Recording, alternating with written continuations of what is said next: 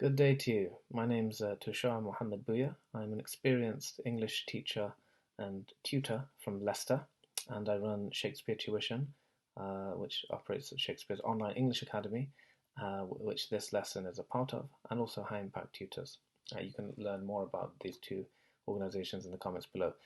This lesson is called The Ultimate Letter of Complaint, and I think you're going to enjoy this because it's really, really practical. Um, One thing I believe in as an English teacher is that as a teacher, it's no good just giving examples from textbooks.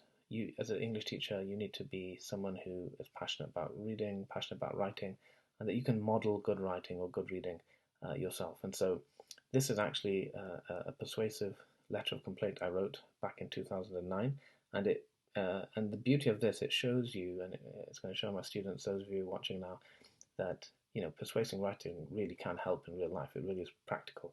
And what this email actually helped me receive a complimentary one-night stay at a four-star hotel. And so, yeah, you can gain the same skills and you can use the same techniques to actually help you in similar situations, whether it be on holiday or at a restaurant or whenever you feel that you've got a real need of complaining. This will show you a good way to do that. So without further ado, I'm going to actually show you the actual email. So as you can see, this is based in 2009. So what I did, I think I gave a feedback form, and it was all very negative. And the manager invited me to write the details of what happened. And so here it is, 2009. Look at that. It's been 10 years. I've always wanted to do this lesson, so finally got to it.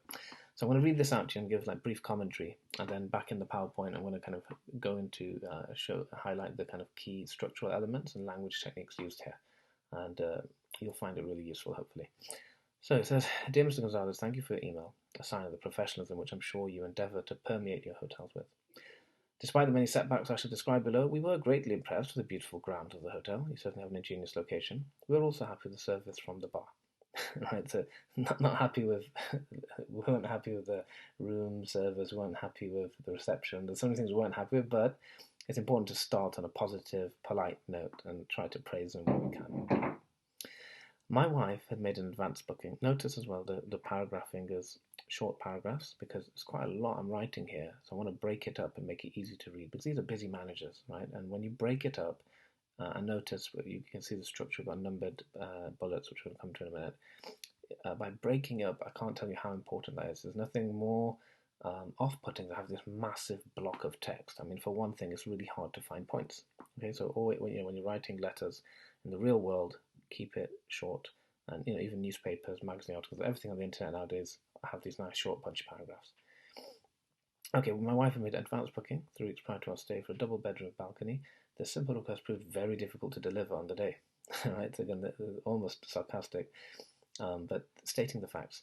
I shall catalogue the problems numerically so it may be easy for you to respond to them individually if you so wish. So number one, so we'll go straight into the numbered problems and doing this chronologically. We were greeted by Chris at reception. So notice the sarcasm there. Initially, I wasn't going to mention this man by name, however, was so disappointed and shocked by his continued mistakes that it's in everyone's interests that he be made aware of these faults. To proceed, our first complaint is that we've rarely been met with such coldness and disinterest at a hotel. He was grumpy, cold, and looked to all intents and purposes as if he wished he wasn't there. No smile, little eye contact, no attempt at conversation. Just very poor customer service. So this is pretty good descriptive writing. You could imagine this in the story, but it's true. But notice how, we've really described his coldness, really kind of painted a picture of how he really didn't greet us well. Maybe he was having a bad day, but being at reception, welcoming guests is his prime job, so a little more effort would have been nice. So notice the tone's important. My tone is polite, right? You can tell I'm annoyed, but there's a tone of being fair and reasonable and stating the facts, right? Two, it's not rude. I'm not trying to be rude. Two, the first room we were given didn't have a balcony. Again, no exclamation mark at this point, just stating the fact. And remember, at the beginning, we noticed that that's the main thing we paid for, a double bedroom with balcony. We paid for that luxury. Three, Chris then apologised and moves into a second room. unfortunately, the second room had a twin bed instead of a double bed. Right, this time exclamation mark, because like now it's a bit surprising because now we've had a problem, and you'd think that the matter would end by now, but now it's that. 4. The third room contained broken blinds and meant we could not cover the windows and enjoy any privacy. Right. Most of the community who's joined Shakespeare Academy, Muslim students, so you'll know that if you've got women folk in there, the blinds are very important. If the women want to take the hijab off, etc. So blinds are very important. We were disappointed with the French maid, who, when we showed her the fault, tried to make out it was normal. We had to almost persuade her before she realised the error. 5. Chris, by now thoroughly apologetic. Right, so now notice it's almost like a story, right? It's kind of going back to Chris and this subordinate clause adding this extra detail. By now thoroughly apologetic, just is now kind of almost humorous, but it's this detail is kind of giving you the story and showing you how like now it's getting a bit ridiculous. Then promised us a fourth room. By now we're feeling very irritated, bringing the emotions. Having made a 2-hour journey to get here, a whole hour has been wasted merely checking. Though these facts are important because it's showing us your frustration, showing us how, as guests at a hotel, it's supposed to be the opposite. It's supposed to be quick, hassle-free, and comfortable. We waited and waited. Chris then informed us that the card battery for the fourth room wasn't working. Right? It's like a comedy of errors. 6. Chris, as bemused as we were at the sheer scale of errors unfolding. Right? Again, you could argue this is an opinion. But again, notice a little bit of humour. And again, it's an important detail because it's kind of suggesting that, look, it's so ridiculous. Even Chris is surprised at what's happening. Promised to personally escort us to a really nice room. Right? So again, it's almost foreshadowing here that maybe it's not going to be a really nice room. After waiting another 10 minutes, Chris didn't escort us as promised, again stating that important thing as promised. So notice these little details just to keep building the future, building the case. But sent the French maid, who merely gave us a card and would have walked off if we hadn't asked her to give us some directions. So again, this French maid is a second shady character who keeps coming up and doesn't seem to care about our comfort. 7. The fifth room was, at last, the one in which we were finally able to use and stay. However, it was far from perfect. The bed was so creaky it affected our sleep, the shower knob was broken, and the iron didn't work. Chris's last act of incompetence was to tell us he'd arranged for the iron to be dropped off outside our room while we went out. He didn't. And when we returned, we had to ring reception, and to our relief, someone else was on duty, who actually did what he said he would do. Again, quite humorous, but it's like I've earned the right to kind of make some critical humour here, because, this is how many mistakes is he going to make, and we would be relieved that he's not there. 8. We were offered no reimbursement whatsoever for the troubles we went through. Family and friends with similar experiences in other 3-4-star hotels were generously and quickly offered extra nights for free. So now notice this. I'm not asked for anything, but I'm hinting at what would be a good or a fair reward or a fair kind of reimbursement or compensation for the trouble we went through. But I don't do it too directly. It's just mentioned there. The above is a specific experience. In short, Chris needs to be retrained in customer service etiquette and deliver on any promises or statements made. Secondly, more efficiency and thoroughness is needed in matching guests to the room they booked. This is the most basic of service a hotel needs to provide. Thirdly, the French maid, and most of the maids generally, gave a very poor impression of your hotel. They showed little, if any, effort to genuinely help and make guests feel comfortable. Finally, the state of appliances in the hotel must be checked and repaired more regularly. It's unbelievable how many technical problems we encountered in one day. So that summarizes those 8 points in kind of generic, and that's useful to do to remind them of what the glaring errors were. Before I close, I'd like to give a few general comments on how the hotel could be improved. Right, I won't go into all this, but I compare it to other hotels and then give a bullet point of quite a few things, which these are other things which just weren't that happy as well. Things like the breakfast wasn't that good, the guest directory wasn't very good, the portion of biscuits, right, was stingy, etc. Right. And I say here, you may feel these are pedantic, but for a 4-star hotel, they're not. The very essence of a 4-star hotel, the very reason we pay more for them is for the very service and the perks mentioned above. I feel Barcelo stands aren't worthy of 4 stars. It's if you're relying on your beautiful grounds to do the job. Notice these beautiful grounds. I mentioned that at the beginning. Right, linking back that you have an ingenious location. Right, we're impressed with that. But is that enough to be a good 4-star quality hotel? Of course it's not. And so it's kind of it's hinting at that. Your slogan in the hotel literature claims you're friendly, welcoming, attentive, and meticulous. So this is a great technique where you, you quote that. Often all organisations will have very lofty values, and if you have an experience which is completely oppositional to that, then you can easily go back to that. Right. For example, if you were at a Zappos store, who are famous for their customers, their mission statement probably says something about Or Amazon, for example. Amazon's famous for being, low prices, ultimate convenience, etc. Right? So, imagine if you had a really inconvenient experience with Amazon, you could point back to their mission statement about convenience and say, look, I had a terribly inconvenient time, and if you link back to that, that would, they're probably trained to make sure that you have an easy experience. So that's why I've commented on this and said, I'm sorry to say that all the above, i.e., what we've written in my complaint, demonstrate the very opposite of these ideals. I hope and I'm confident I haven't offended you. As a successful businessman, I know you realize that frank, honest, and constructive feedback is far more valuable than false praise. So here, this is a technique of giving them something to live up to, right? Having high expectations of them as an organization or as him as a manager, that he would really take this in his stride. Indeed, acting on the above points could help boost the hotel's reputation and enhance income. So in other words, what's in it for them? What's in it for the hotel for listening to this letter? Finally, the final paragraph is important. Our experience has not given us a favourable impression of Barcelo at all. We're not inclined to revisit Barcelo Hotel again. Okay, so this is again how concluding feelings. However, look at this. Your willingness to respond to our initial feedback and ask for further details, however, is impressive. So again, giving a little bit of praise. Now you have the full details. You have an opportunity to redress the wrongs of our stay. So this is another technique called, and Carnegie mentions this in How to Influence and Influence People, that you want to give them an opportunity to make amends, right? Give them a way out. Give them a space to make amends. How you choose to do that will determine our lasting impression of Barcelo. So again, it's like giving a challenge, and then surely they'll remember the comparison with other hotels and mentioning before that this paragraph that family and friends in other hotels who had similar experiences were quickly offered extra night free. So I'm hinting at that, but I'm not saying it so directly because I'm hoping that he would get the point. And I'll show you his answer after we go through just some of the techniques here. So you can see that the structure of the complaint letter, there's kind of 7 steps, if you like, starting with polite, considered praise, statement of facts, numbered chronological points, summary of our main complaints. Now, you don't need to give any more general feedback, but I did. Linking to their slogan and values, and then giving a kind of call to action where you describe what you want to happen, but you do it subtly. So this is the kind of structure in this particular letter which works so well. Now, there's quite a few language features there and persuasive techniques. So the first thing is to have formal, ambitious vocabulary. So you notice right in the beginning, professionalism, endeavour to permeate your hotels with. Powerful sentence starters. Notice a variety of, starting with adverbs. Like initially, I wasn't going to mention this man by name.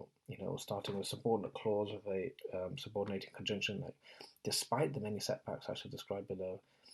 You may feel these points are pedantic, but as a successful such and such, I know you realize that such and such, right? So you can use some of these in your own writing. Clear sequencing. So, firstly this, secondly that, thirdly, before I close, I'd like to, etc., etc. Now, probably the most important part of a complaint letter is evidence. So notice lots of facts, right? Things like this broken blinds, and even when something's referencing it to hotel staff is important. Their names, Chris had informed us that the card battery wasn't working, right? So you're not just making a claim; it's just you're bringing in the hotel staff. Lack of room service option. When we go to opinions, it's not just any opinions, but they're strongly expressed. Unacceptable amount of appliances not working. That's the adjective. The portion of biscuits was stingy. It's unbelievable how many technical problems we encountered one day, right? So these kind of almost emotive words bring more impact, met with such coldness and disinterest. The rule of 3 was used throughout. He was grumpy, cold, and looked, to all intents and purposes, as if he wished he wasn't there. The bed was so creaky, blah, blah, blah. The shower knob was blah, blah, blah. And the iron didn't work. No smile, little eye contact, no attempt at conversation. So these are all, you can see that through the text, examples of, listing 3 attributes or qualities at a time. Sarcasm through quoting. Greeted by Chris. It was a really nice room. So this is what they said or what they were supposed to be acting as. And I'm pointing fun at whether that's really true. Short, powerful sentences. We waited and waited. Comparisons with other hotels. So, other hotels just as busy cope perfectly well without having to. This one we mentioned already. And finally, this powerful concluding paragraph, especially this ending. this kind of subtle way to kind of call to action that you've got a chance to redress the wrongs, and finishing it powerfully. How you choose will determine our lasting impression. And hinting at public, all hotels worry about public reviews. So you can go on Travelodge.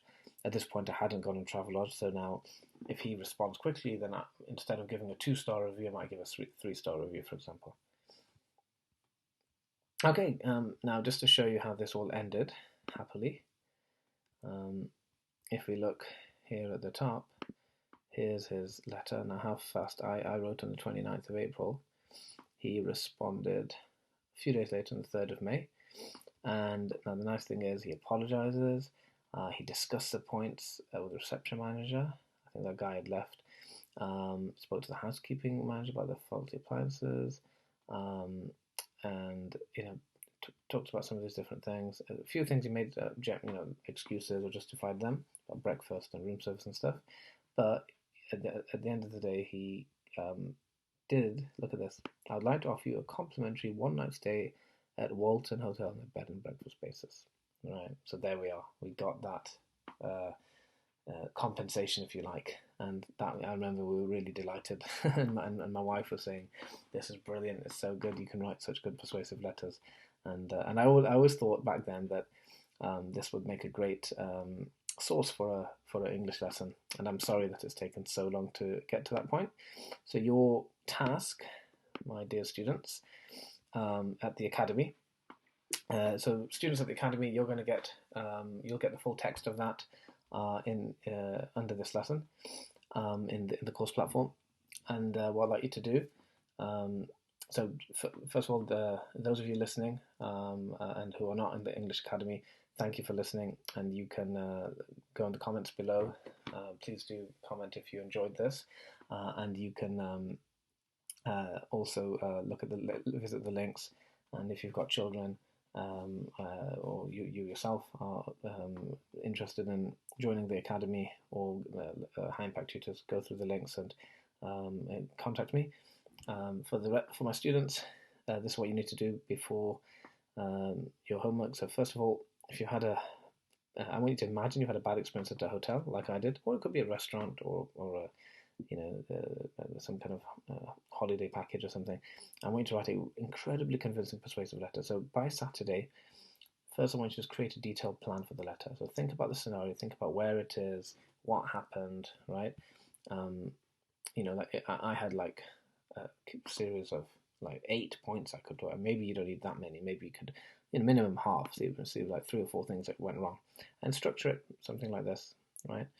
Think about now. Here, I just wrote like what I did, right? Like what for you. You might want to add a few points under each one, go into a little bit more detail.